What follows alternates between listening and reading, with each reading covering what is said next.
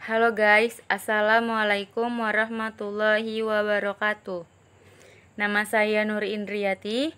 Saya dari Universitas Islam Negeri Sumatera Utara, dari Fakultas Ilmu Tarbiyah dan Keguruan, jurusan Pendidikan IPS. Dalam mata kuliah Administrasi Pendidikan dengan dosen pengampu Dr. Fridianto MPDI. Di sini saya akan membahas tentang administrasi kesiswaan. Nah, teman-teman, apakah administrasi kesiswaan itu? Mari kita bahas. Administrasi kesiswaan adalah seluruh proses kegiatan yang direncanakan dan diusahakan secara sengaja serta pembinaan secara kontinu terhadap seluruh peserta didik agar dapat mengikuti proses belajar mengajar secara efektif dan efisien demi tercapainya tujuan pendidikan yang telah ditetapkan. Nah, adapun kegiatan administrasi kesiswaan itu apa saja? Yang pertama, ada mengatur kegiatan penerimaan siswa baru.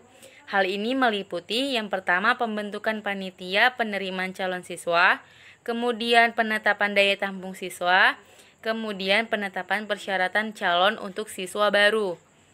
Nah, yang kedua itu ada mengatur kegiatan orientasi siswa baru. Dalam mengatur kegiatan orientasi siswa baru, ada memperkenalkan struktur organisasi, yang kedua ada memperkenalkan program studi, yang ketiga ada memberitahukan cara-cara belajar efektif dan efisien. Nah, kemudian setelah mengatur kegiatan orientasi siswa baru, siswa diarahkan untuk ke kelas masing-masing sesuai dengan jurusan. Adapun pengelolaan kelas, yang kemudian merupakan upaya mengelola siswa di kelas yang dilakukan untuk menciptakan dan mempertahankan kondisi kelas yang menunjang program pengajaran di sekolah. Nah, kemudian ada pembinaan disiplin murid. Nah, disiplin ini adalah suatu keadaan di mana sikap, penampilan, dan tingkah laku murid harus sesuai dengan tatanan nilai, norma, dan ketentuan-ketentuan yang berlaku di sekolah. Kemudian ada pengelolaan OSIS. Nah, setiap sekolah wajib memiliki OSIS karena OSIS merupakan organisasi siswa yang resmi diakui keberadaannya di setiap sekolah dengan tujuan untuk melatih kepemimpinan siswa serta memberikan wahana bagi siswa-siswa untuk melakukan kegiatan-kegiatan kurikuler dan tentunya yang positif. Kemudian ada pengelolaan data siswa. Nah, hal ini sangat penting. Bagi setiap siswa harus memiliki pengelolaan data. Nah, ini adalah salah satu kegiatan administrasi kesiswaan. Nah, setiap sekolah harus menata data siswa secara rapi, tertib, dan teratur, sehingga sewaktu-waktu data tersebut diperlukan akan mudah ditemukan. Kemudian, dalam administrasi kesiswaan ada juga pelayanan perpustakaan.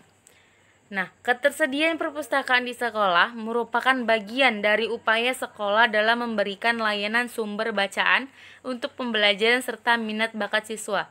Untuk itu, perpustakaan mempunyai arti sebagai suatu tempat yang di dalamnya terdapat kegiatan penghimpunan, pengelolaan, dan pelayanan segala macam informasi, baik yang tercetak maupun yang terekam dalam berbagai media seperti buku, majalah, surat kabar, film, kaset, tape recorder, video, komputer, dan lain-lain.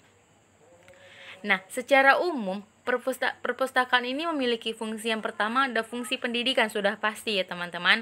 Yang kedua ada fungsi penelitian, yang ketiga ada fungsi informasi, yang keempat ada fungsi rekreasi, yang kelima ada fungsi budaya, dan terakhir ada fungsi deposit.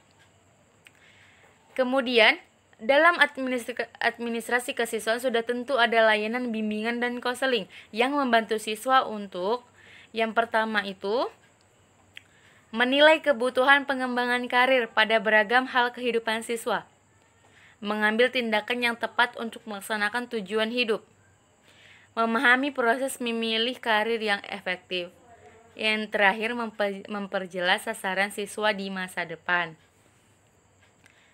Nah, ruang lingkup pelayanan bimbingan dan konseling ini ada dua. Yang pertama pelayanan yang bertalian dengan murid. Nah, yang kedua pelayanan yang bertalian dengan guru dan sekolah. Program pelayanan meliputi berikut ini yang ada 5 ya teman-teman. Yang pertama ada pelayanan penyuluhan bagi semua murid di sekolah.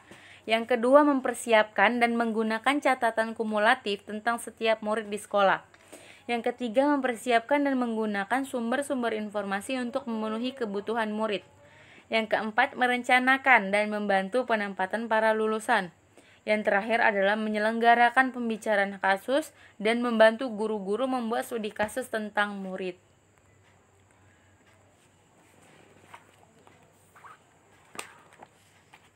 Sekianlah dari penjelasan materi administrasi kesiswaan. Apabila ada salah kata atau terdapat kata yang kurang, saya selaku pemateri mohon maaf. Terima kasih telah menonton video ini. Semoga bermanfaat bagi kita semua. Wassalamualaikum warahmatullahi wabarakatuh.